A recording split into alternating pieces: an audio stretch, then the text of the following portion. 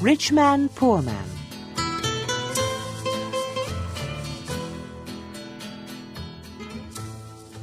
Chapter 1. A Letter for Adam.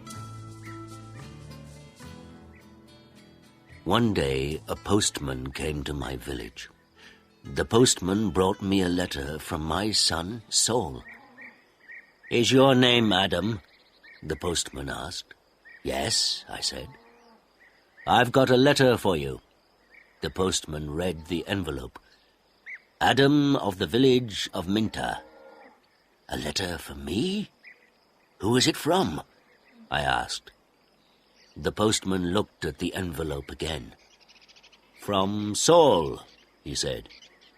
He gave me the letter and walked away. "Martha! Martha!" I called to my wife. "Come here! We have a letter from our son Saul." Martha came out and looked at the letter. She was excited, but she was also worried. "A letter from Saul," she said. "Is he alive and well?" "I'm going to find the school teacher. He can read the letter." There was no school 50 years ago, so I cannot read or write. I live in a small village. The only work is farming.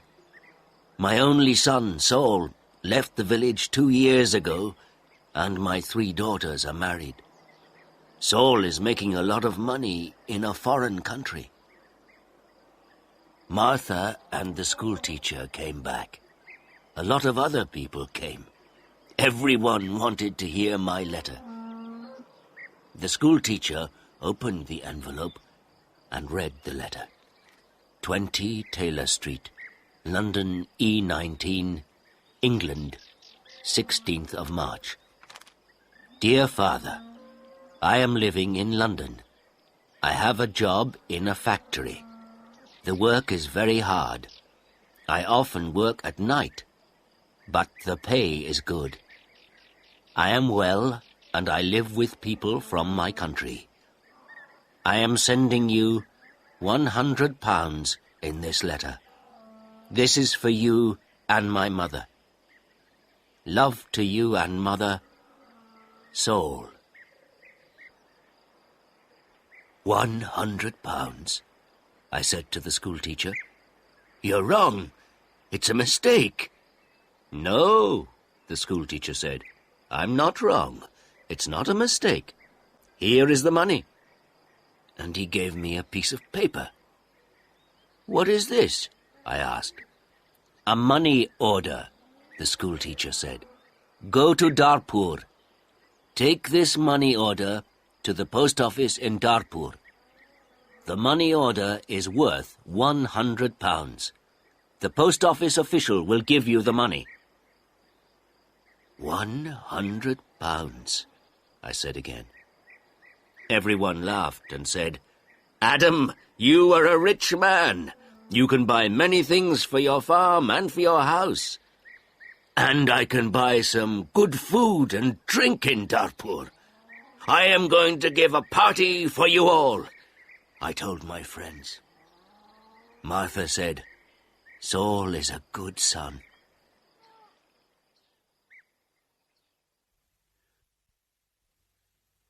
That evening, the village people talked about the money order and my money. Martha and I also talked about the money. We needed many things for the farm. Chapter 2. Adam goes to Darpur. The next morning, I got up very early. It was dark and everyone was asleep, but I was going to Darpur. I washed and dressed carefully. I put on my best clothes and I carried my best stick.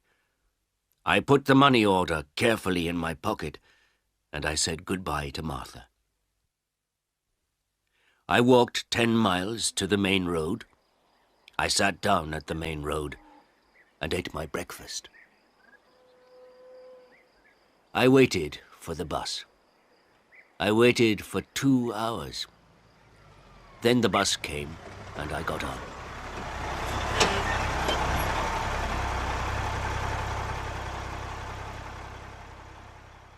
It is a long way to Darpur.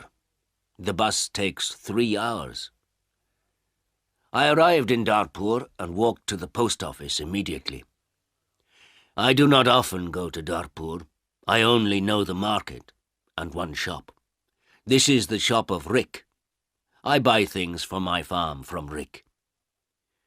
There were a lot of people in the post office. I asked about money orders. A man showed me the queue. There was a long line of people, and I waited at the back. Finally, it was my turn. I was at the front of the queue. But the official did not serve me. "Excuse me," I said. "It's my turn. I'm next." "You are next. Old man, I'm very busy," the official said. "Look at my papers. Look at all these people. I am very busy, and you must wait." So I waited. Finally, the official looked at me. "What do you want?" he asked. I gave him my money order. "This is my money order for £100, I replied. The official held out his hand. "Identity card?" he said. "Excuse me? I don't understand," I replied. "Your identity card," the official said again. "Give me your identity card." "What is an identity card?" I asked. "I can't give you any money for this money order. First, I must see your identity card. Your identity card gives your name and your address. Your identity card describes you. There is a photograph of you in your identity card. I don't know you. Who are you?" The official was a little angry. But I was also angry. "Who am I?" I said. "Everyone knows me. I am Adam of the village of Minta. I haven't got an identity card, and I don't need an identity card." "Old man, I'm very busy and you're very stupid," the official said. "Who are you? Where is Minta?" "Give me my money. Give me my £100, I said. The official looked angry and said, "Show me your identity card. I don't know you." The official gave back my money order, and he turned away. "Where can I buy an identity card?" I asked the official. He did not speak to me. He did not answer. "Go to the Ministry of the Interior," a man said. He was standing in the queue, and he told me the way. Chapter 3. An Identity Card. I walked to the Ministry of the Interior. I waited in another queue. I spoke to another official. I asked for an identity card. "Fill in this application form," the official said, "and bring the form and 3 photographs of yourself and £2. Come back tomorrow." "Tomorrow?" I said. "Can I have an identity card today, please? I live in Minta. I live 5 hours' journey from Darpur. I'm an old man." "Yes, come back tomorrow." And the official turned away. I walked away from the Ministry of the Interior. I walked to the market. At the market, I looked at everyone.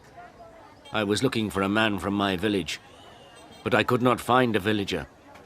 So then I walked to the shop of Rick. I spoke to Rick. "I want an identity card," I told him, "but I need 3 photographs of myself." "I see you need some photographs." And he showed me the way to a photographer. I found the house. The photographer was asleep, but he came to me quickly. The man's clothes were dirty, and he looked tired. "I need an identity card," I said. "I want 3 photographs of myself." "Yes, you want 3 photographs of yourself," the photographer replied, "and I take very good photographs. Come and see my camera." We walked into his room. In the middle of the room was a large camera. This is the best camera in Darpur. This camera is very, very good, the photographer said proudly. I've never seen a camera, I said. I don't know about cameras. Hurry up and take a photograph of me. Please do not hurry me, old man, the photographer said. I am an artist. And he gave me a mirror and a comb. I don't want a mirror. I don't want a comb. Please take my photograph. I'm going to Minter this afternoon, and I'm in a hurry, I said. Yes, he said, but first the price. This is the best camera in Darpur, and I'm the best photographer. 3 photographs will cost you £2.50. £2.50? And I laughed. £2.50, and pay me now, please, the photographer answered. I did not know the price of photographs. What could I do? Then the photographer said, You're an old man. For you, the price is £2. So I gave him the money, and he took the photographs. Come back tomorrow morning, he said. I want my 3 photographs now, immediately, I said. Don't be stupid, the photographer said. Photographs take 24 hours. Come back tomorrow. What could I do? So I said, Yes, tomorrow morning. Good, said the photographer. Now go. I have a lot of work. I'm very busy. I went back to the bus station. I sat on the bus for 3 hours. I walked 10 miles back to my village. It was night time, and I was very tired. Martha and my friends were waiting for me. Where is the money? Martha asked. I have no money. I cannot change the money order. First I must have an identity card. And I told Martha everything. Tomorrow I am going to Darpur again, I said. Then I did not talk again. I was very tired, and it was late at night. I lay on my bed, and I slept.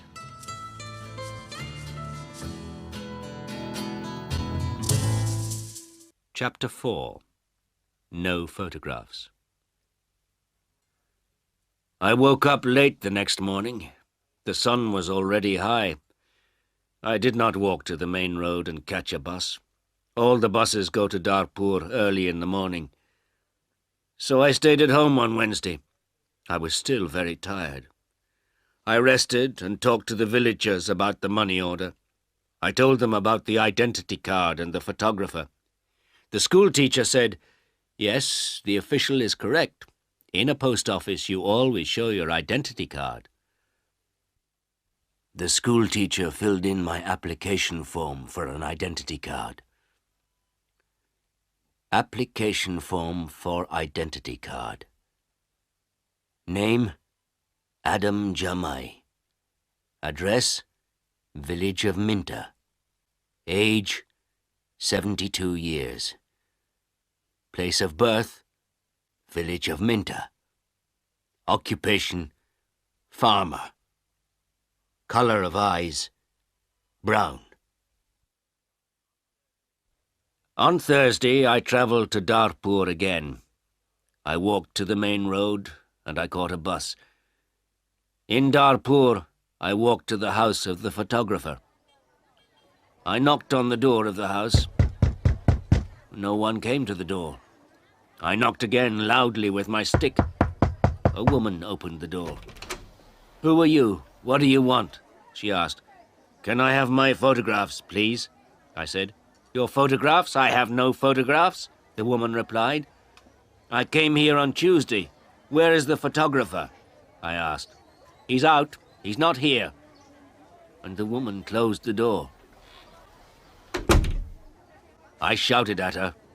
I'm waiting here for him. After a long time, the photographer came back. He looked tired, and he smelt of beer. Give me my photographs, I said.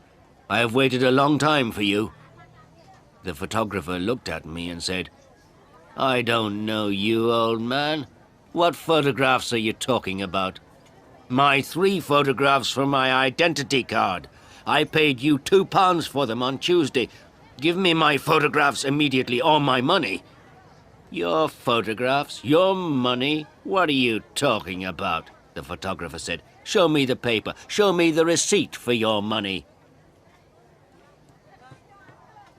"My receipt?" I asked. "Yes, where is your receipt?" the photographer asked. "You didn't give me a receipt," I shouted. "Give me my photographs or my money immediately." And I hit the photographer hard with my stick. I am old, but I am still strong. The photographer fell on the ground. He shouted, "Help! Help! This old man is killing me!" And I hit him hard again. Lots of people ran out of their houses. I hit the photographer again, and 2 men held me. I could not get away from the 2 men. The photographer was very angry, and I was very angry. Lots of people were shouting. Then a policeman came. The photographer shouted to the policeman, "This old man hit me 3 times with his stick. He's a thief and a murderer. He wants my money." The policeman held my arm and said, "Come with me to the police station." I did not say anything. We walked to the police station. At the police station, the policeman asked me, "Did you hit that man 3 times?" "Yes," I said. "He didn't give me my photographs." "Show me your identity card," said the policeman. "I am Adam of Minter Village," I replied, "and I haven't got an identity card." "Old man," said the policeman, "go back to your village. Don't come here and fight. Keep out of Darpur." And he pushed me into the street. I went back to my village. I was tired and angry.